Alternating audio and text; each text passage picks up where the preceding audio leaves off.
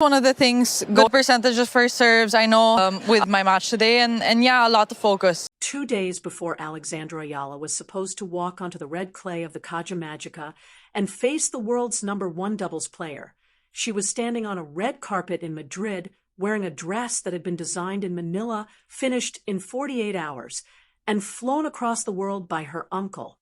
Same city, same clay, same tournament. Two completely different worlds colliding in a way that only makes sense if you've been watching what this girl has been quietly building over the last 2 years.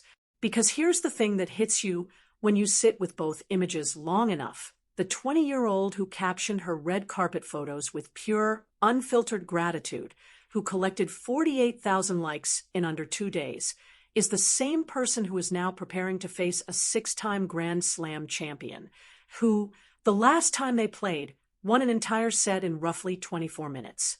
That's not a coincidence. That's a story. And it starts a long time before Madrid. Let's go back to 2023 for a second, because you need that baseline to understand how remarkable what's happening right now actually is.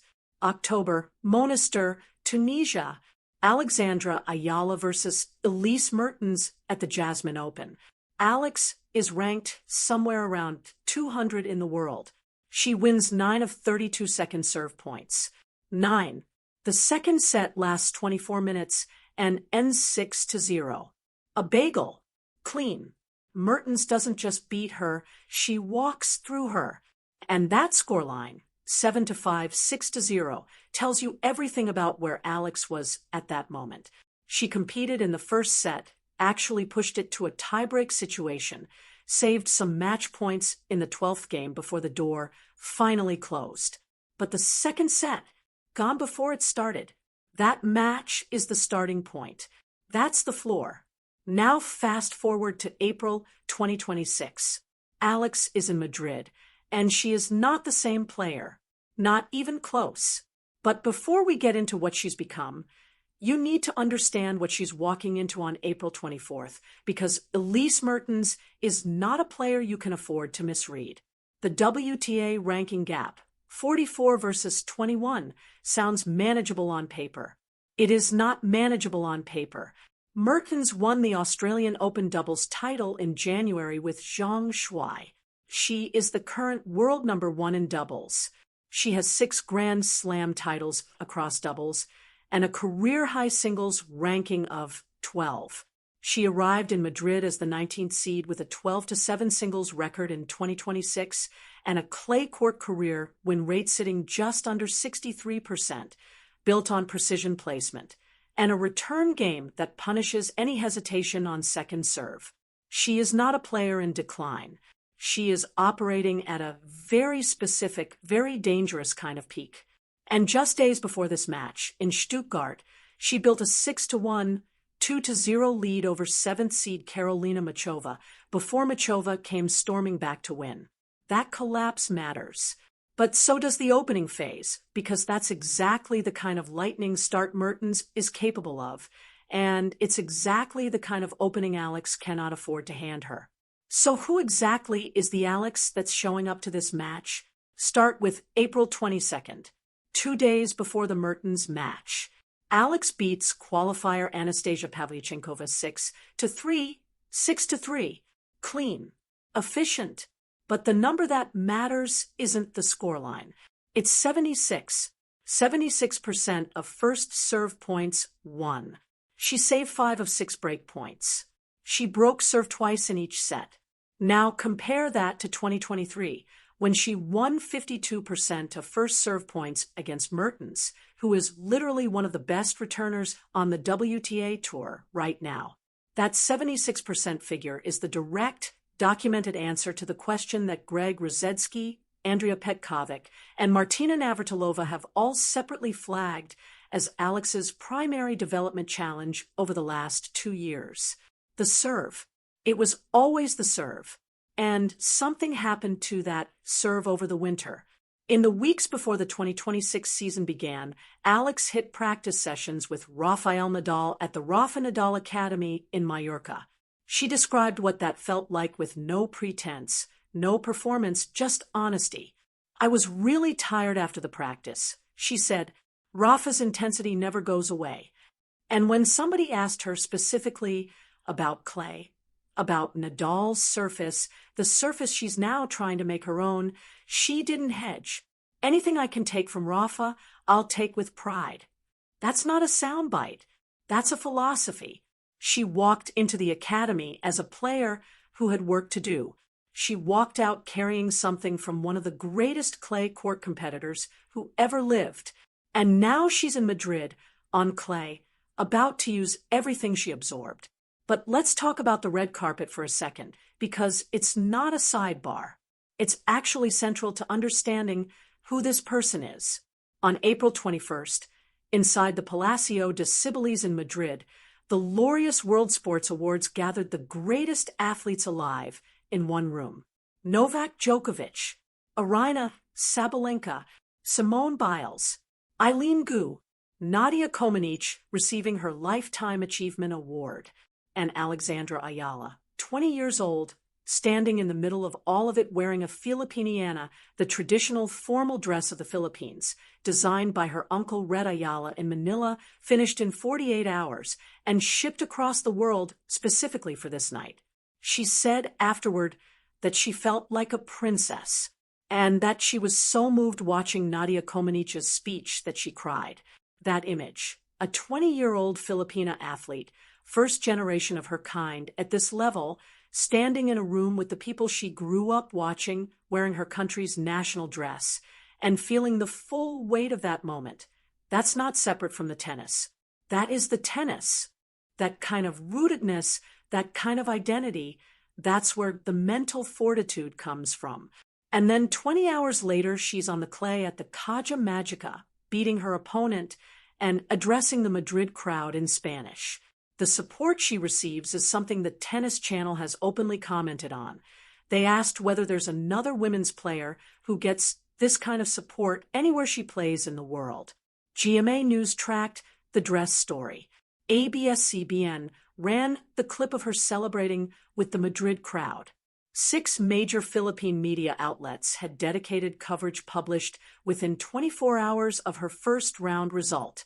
The diaspora doesn't just watch Alex play. They witness her. And she knows that. She carries it.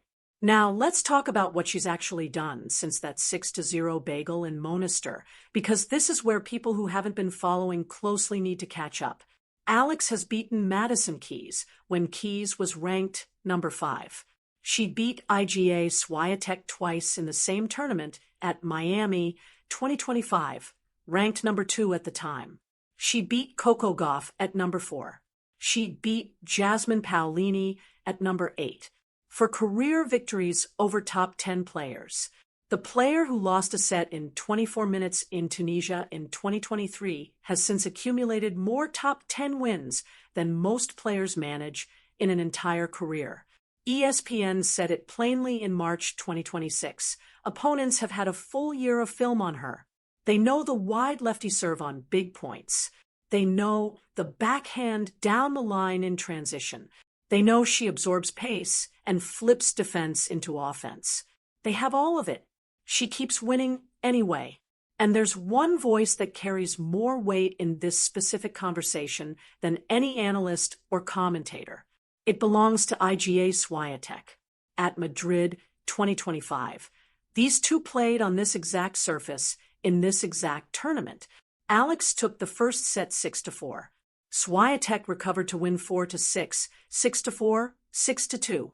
After the match, Swiatek said this: "I understand that there's hype about these young players, but you have got to be focused on yourself. Sit with that for a second." She didn't say Alex was lucky. She didn't dismiss the first set as a blip. She used the word hype and then immediately qualified it by saying she had to focus on herself. A player who needed 3 sets and required deliberate mental management to close out somebody does not typically frame the situation that way unless the threat was real. Swiatek was doing something champions do. She was acknowledging the danger in the precise, careful language of someone who had just felt it firsthand. That was on Madrid clay. In this tournament, against a player who had never beaten anyone close to Mertens's level on this surface. And Mertens, unlike Swiatek, has never had to manage 3 sets against this version of Alex. She doesn't know what's coming. Now, here's the part of the conversation that has nothing to do with tennis romanticism and everything to do with mathematics. At Madrid 2025, Alex reached the second round before losing to Swiatek. That run generated approximately 35 ranking points. Those 35 points are dropping off her total right now, in real time as this video plays. A second round exit in 2026 earns her 30 points. A net loss of 5 points before the French Open clay swing has even reached Rome. A round of 32 finish, which requires beating Mertens, earns 50 points, a net gain of 15. Alex currently sits at number 44. Her career high was number 29, reached on March 16, 2026. To be seated at Roland Garros, she needs to reach approximately number 32. The path from 44 to 32 runs directly through Elise Mertens on April 24th. She's already signed up for Rome in May and the Parma Ladies Open on clay. This is a structured, deliberate clay campaign built around one goal, arriving at Roland Garros with enough ranking points to be seeded. Madrid is not a standalone event. It's the opening chapter of a French Open qualification run. Beat Mertens, and that chapter starts with momentum. Lose, and she arrives in Rome already behind mathematical pace. Her commercial value, her cultural significance, her ranking, and her seeding all converge on one match. But let's not pretend the path is clear, because it isn't. And if you're actually invested in this story, you need to know what the honest picture looks like. Alex's clay record in 2026 is 2-2, and one of those losses was bad enough to raise real questions. April 14th, Stuttgart, 8 days before the Pavlyuchenkova win. She faces Leylah Fernandez, a fellow left-hander on clay, and falls behind 0-5 in the first set. The final score was 1-6, 4-6, and that second set was not as competitive as the numbers suggest. It was Alex's first match against a left-handed opponent on clay, and the tactical challenge it exposed was real. 8 days is not a long time to rebuild from a performance like that. The Pavlyuchenkova win was encouraging. The serve numbers were encouraging. The break point conversion was encouraging. But Pavlyuchenkova is not Mertens. Mertens's return game is specifically, precisely built to exploit second serve hesitation. In their only previous meeting, Alex won 9 of 32 second serve points. Mertens has not forgotten that. She has not stopped being good at exactly that. After the Pavlyuchenkova win, Alex said something that her coaching staff, Joan Bosch and clay season specialist Sandro Vanni, probably heard and nodded at. I've had some struggles on clay before, but I've also had some really great matches. There are still a couple of tournaments left, so I'm really excited. That's not performance. That's not spin. That's a 20-year-old who hit sessions with Nadal until she was exhausted, who knows exactly what the difficulty looks like, and who is choosing deliberately to walk toward it rather than around it. She said before that one drop of water can create waves. She said she just tries to fight until the end. Those aren't cliches when you've watched what she's actually done. So pull all the way back now and look at the full picture. A player who was getting bageled in 24 minutes when she was ranked 200th in the world. Ranking reflects it, yet the people who've been watching Alex long, before the mainstream arrived, already know the answer. Now, we find out if the clay does too.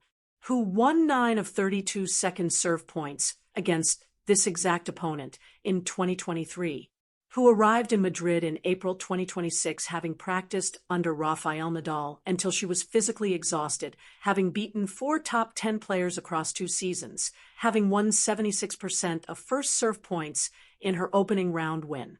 and who did all of that while also wearing her country's national dress to the most prestigious sports awards ceremony in Europe, standing in the same room as Djokovic and Simone Biles and the woman who invented the perfect 10 in gymnastics, and being photographed, quoted, and completely, undeniably at home in that room.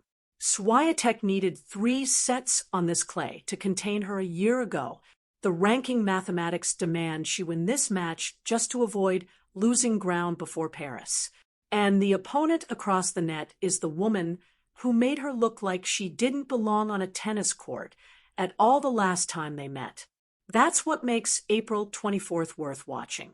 Not just for the score, for what the score means. The dress from Manila and the clay of Madrid aren't 2 separate things. In their own language, they're both statements about the same thing, belonging. And whether or not the